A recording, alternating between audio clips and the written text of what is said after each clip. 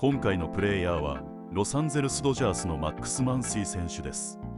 チーム内での裏話や自身の野球に対する価値観などを語るインタビューで楽しみながら英語を学んでみましょう。では早速見ていこう。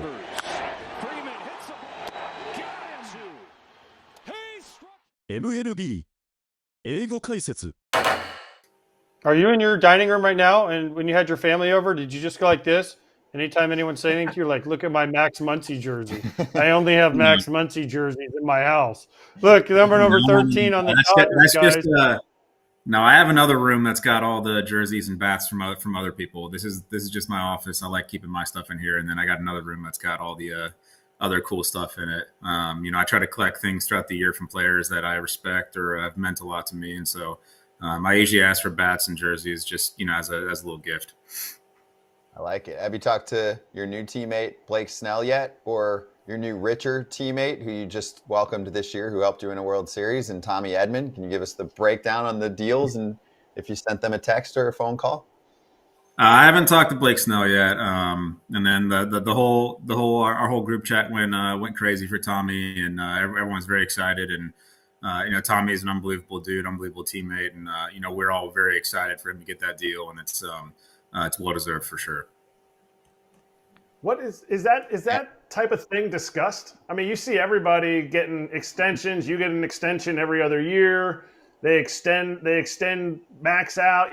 Guys get deals. Mookie came over. Is that discussed like around the batting cage in the playoffs after Tommy's got his MVP trophy and guys are like, hey, what would you sign for? 5 years with a hook? You want 70? Are those things discussed? No, not especially not during that time of year. Everyone was so focused on what we needed to do to win that there wasn't really a whole lot of side talk when it came to that kind of stuff. I feel like most people try to keep that stuff to themselves because you never know. That's kind of just like something that's always been said is you just don't know what how certain people are feeling about certain situations. So it's never really something you want to bring up. What do you think of the crybaby crew that's popping up again? That's upset that the Dodgers are doing things in the offseason. And shocker, it worked out pretty well last offseason. And, if you win games, you get more playoff games. And then if you get more playoff games, you make more money. And then you can spend that money on more players and keep investing in your team. Stan Kasten was on our show during the playoffs, I believe it was, or right before it, and was explaining that whole process to us, which seems like simple math to me. I'll also just drop this in there in case you want it to. Blake Snell was available last offseason as well, and any team could have signed him, and I didn't see an offer like that. So this is not new news, but what are your thoughts? It's obviously very exciting for us, and, a lot of that is in retrospect from Shohei, the amount of money that was brought in just from him alone obviously allows our team to spend more money. But every single one of these teams is making money. I don't care what anyone says. I don't care what kind of book they show you to try to prove their point. They're all making money.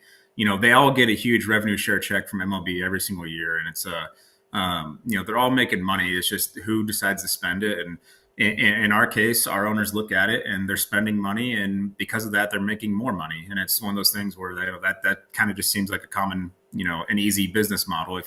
The more money you spend, the more money you're making. And so for them, it seems like a pretty good deal.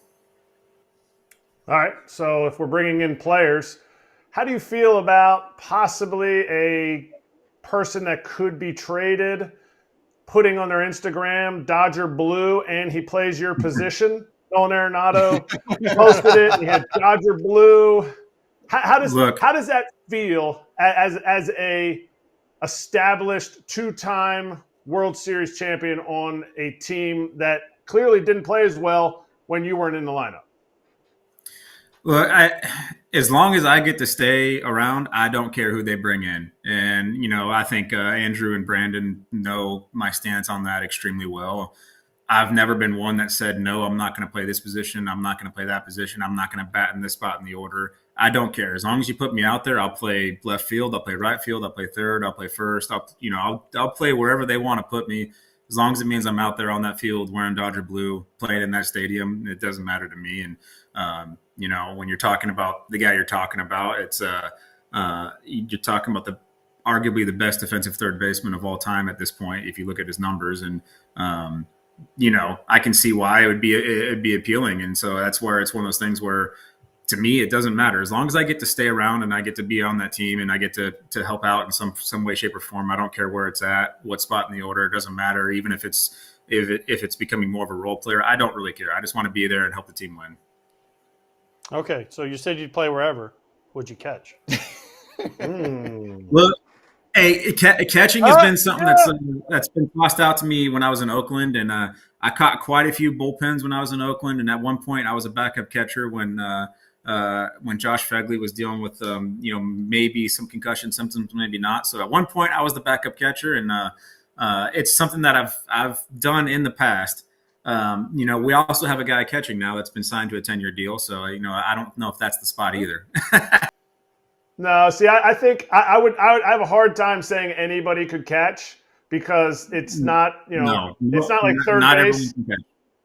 Not everybody can catch. I feel like Max could. I feel like just his last comment about, like, I'll do whatever it takes. That's really if I can catch, anybody that has the care to help the team win can probably catch. So talk about ego. And before we start getting too deep into this, I just want to throw this out there. We need to stop talking about it, because then that idea gets put out in the air. All right. I said I'll do it. It doesn't necessarily mean I want to. So let's get that idea out of the air. All right. Hey, Max, while we're on rules, it looks like they're going to do the challenge system in spring training. My question is, if it works really well in spring training, why do we have to wait another year? I feel like the narrative right now is, we got to take our time, evaluate. The players have to look at them. Like, the players don't even have a vote anyway. It's a fake vote for the rules committee. I'm like, if it works well, can't we just push it right into the 2025 season? Or do we really have to deal with another ball 8 inches off the plate that's called for a strike? And we know that you can call the pitches better on some of those situations. The challenge system is, I think it's kind of cool. I saw it when I went on rehab this year in AAA. I got to witness it firsthand, and it was one of those things where it presents another interesting idea. And I think I might be more open to this one, because the problem is, though, the challenge system makes people look stupid. No matter what happens, someone looks bad, right? If the umpire misses a call and you challenge it, well, then the umpire looks bad. If the umpire makes the right call and then you challenge it, well, you look bad. If the pitcher challenges it and it's the correct call, then he looks bad. There's always someone looking bad in this scenario, and that's one of the drawbacks to it. But it was kind of fun to see it in person, and it is something that I'm definitely open to. それでは、クリップ内に出てきたネイティブがよく使うリアルな英語を解説していきます。一つ目はこちら。I feel like most people try to keep that stuff to themselves. I feel like most people try to keep that stuff to themselves. I feel like most people try to keep that stuff to themselves. Keep something to yourself. Keep something to yourself. 何かを自分だけの秘密にする。他人に共有しない。誰にも言わず、自分の中に留めておくことを指します。主に、秘密や個人的な感情、考えを隠しておく場合に使われます。では、例文を見てみましょう。I wanted to complain, but I decided to keep it to myself. I wanted to complain, but I decided to keep it to myself. 文句を言いたかったけど、自分の中に留めることにした。では、二つ目に行きましょう。A lot of that is, in retrospect, from Shohei. A lot of that is, in retrospect, from Shohei. A lot of that is, in retrospect, from Shohei. In retrospect. In retrospect. 振り返ってみると、今思えば。過去の出来事や状況を振り返り、それについて考えたり、評価したりする際に使われます。では、例文を見てみましょう。In retrospect, I think quitting my job was the right decision. In retrospect, I think quitting my job was the right decision. 振り返ってみると、仕事を辞めたのは正しい決断だったと思う。では、次で最後です。And that's one of the drawbacks to it. And that's one of the drawbacks to it. And that's one of the drawbacks to it. Drawback. Drawback. 欠点、短所、不利な点。特定の状況、計画、アイデア、または物事においてのマイナス面を指します。では、例文を見てみましょう。The only drawback of traveling during the holidays is the crowded airports. The only drawback of traveling during the holidays is the crowded airports. 休暇中に旅行する唯一の欠点は混雑した空港だ。はい、今回はここまで。最後までご覧いただきありがとうございます。いいねやチャンネル登録もぜひお願いします。